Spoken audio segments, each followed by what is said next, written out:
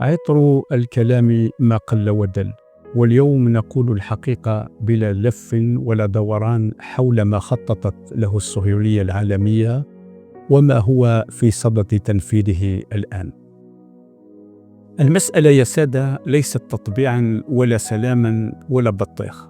ما يحدث في المغرب اليوم هو عملية تعليب سياسية كاملة، أخذ دولة قائمة، إفراغها من قرارها، ثم إعادة تغليفها على شكل كيان ثالث في مشروع صهيوني عالمي بدأ منذ قرن ولم يتوقف لحظة. الكيان الأول زرعوه في فلسطين بالقوة بالدبابات والمدافع على أنقاض شعب كامل. الكيان الثاني زرعوه في الخليج في الإمارات تحديدا بعد أن خطفوا عائلة بن زايد وحولوها من حاكمة لبلادها إلى مجرد وكيل مبيعات لمشاريعهم العابرة للقارات. واليوم جاء الدور على المغرب، ولكن بطريقة أكثر أناقة، لا احتلال مباشر ولا انقلاب عسكري، بل شراكة وتطبيع وابتسامات في الصور التذكارية، وفي الكواليس سلخ كامل للسيادة وتحويل القرار إلى الخارج. المخزن الغارق في الديون والعاجز عن حسم ملف الصحراء لوحده وجد نفسه أمام شبح الإفلاس والاضطرابات، فجاءه المنقذ الصهيوني.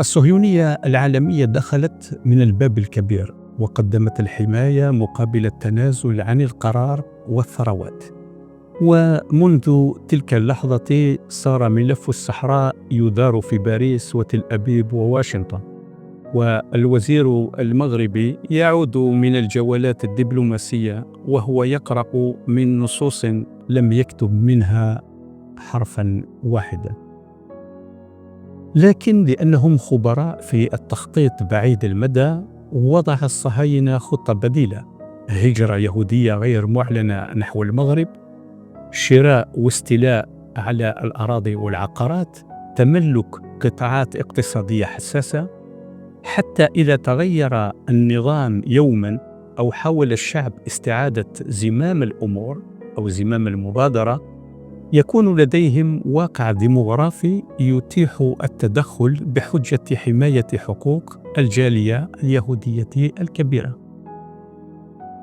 هكذا تكتمل أضلاع المثلث الصهيوني: فلسطين في المشرق، الإمارات في الخليج، والمغرب في شمال إفريقيا. 3 كيانات، 3 بوابات، 3 قواعد نفوذ تخدم رأس المال الصهيوني العالمي، تختلف فيها الأسماء والرايات، لكن المشغل واحد. المغرب اليوم ليس دولة بالمفهوم السيادي، بل كيان مفصول من شجرة الدول وملحق بشبكة المصالح التي تديرها المنظومة التي زرعت من قبل كيانين ونجحت فيهما.